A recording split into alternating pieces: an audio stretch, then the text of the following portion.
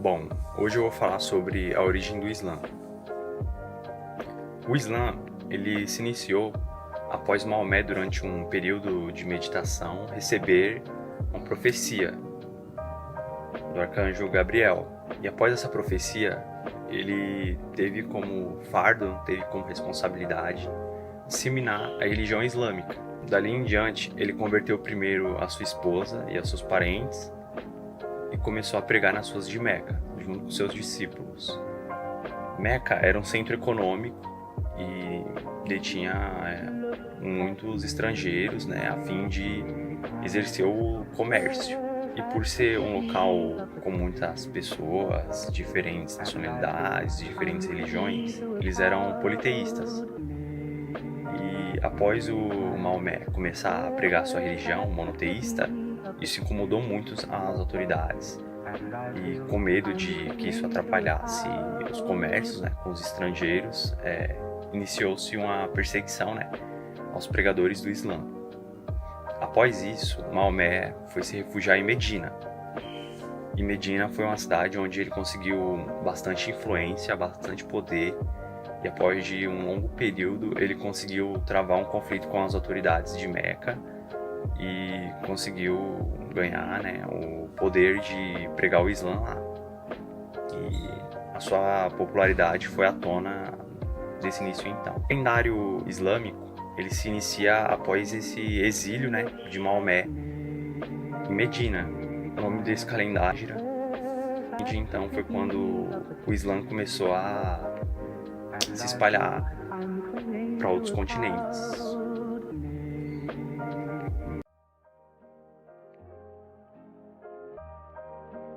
Meu nome é Roy, eu sou aluno da ETEC Takashi Morita e eu vim falar sobre as crenças do islamismo no trabalho de história. Os islã têm a crença em Allah, o Deus dele. Eles são monoteístas, eles têm uma Bíblia, o Alcorão, que é um livro sagrado com as revelações de Allah, que é o Deus para eles, criadas pelo profeta Maomé. Eles acreditam também nos anjos e no fatalismo e no julgamento final. O Alcorão para os islamistas é uma Bíblia. Ele tem as palavras literais de Allah, Deus, que foram proferidas por Maomé. O Alcorão é uma receitação, então tem que ser seguido à risca o que está escrito lá dentro.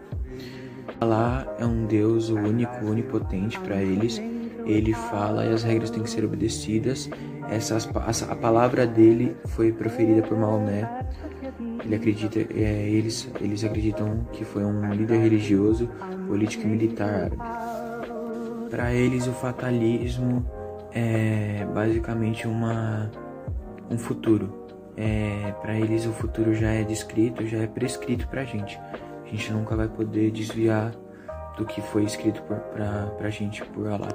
No Islã, eles acreditam que os anjos são seres celestiais criados a partir da origem luminosa por Deus, Allah, Eles têm envolvimento na vida cotidiana e eles oram a Deus no céu, louvam a Deus no céu. Afinal, por Allah, sobre todos os seres humanos na Terra. Mais diferente do cristianismo, eles não têm uma narrativa formada para esse dia. Eles não sabem.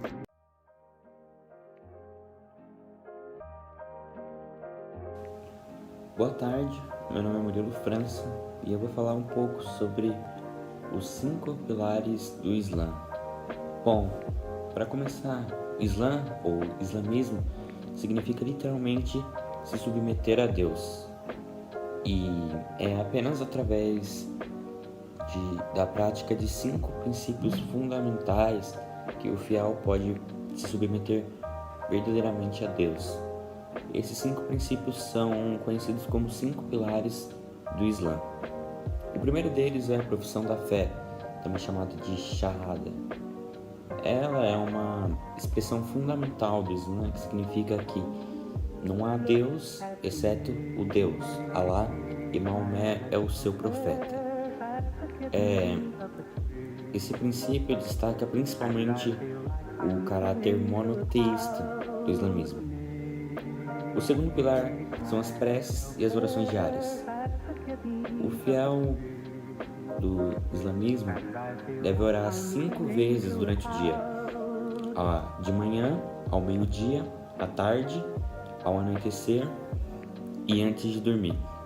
Ele não precisa necessariamente fazer essas preces numa mesquita. Ele pode fazer em qualquer lugar, desde que ele esteja virado na direção de Meca, que é a principal cidade sagrada do Islã. O terceiro pilar são as doações, chamadas de zakat. E uma curiosidade é que, mesmo sendo um dos pilares do Islã, as doações não constam no Alcorão, o livro sagrado do Islã. As doações, os muçulmanos acreditam que aqueles que têm condições e possuem mais riquezas devem compartilhar elas com os mais pobres. O quarto pilar é o jejum, também chamado de Saum. Durante o mês sagrado do Ramadã, que é o 9º mês do calendário islâmico, todo muçulmano, exceto crianças, idosos, grávidas e doentes, devem jejuar do amanhecer ao anoitecer. A partir do anoitecer, o consumo de bebidas e alimentos é liberado. E por último, tem a peregrinação, também chamada de Hajj. Pelo menos uma vez na vida, todo muçulmano deve visitar Meca e as cidades ao redor. A Meca também é a cidade que é conhecida como a terra de Maomé, o profeta do islamismo. E lá, o muçulmano deve caminhar 7 vezes ao redor da Pedra Negra, conhecida como Kaaba, que é localizada no saguão da mesquita de Al-Haram, a grande mesquita ou a mesquita sagrada.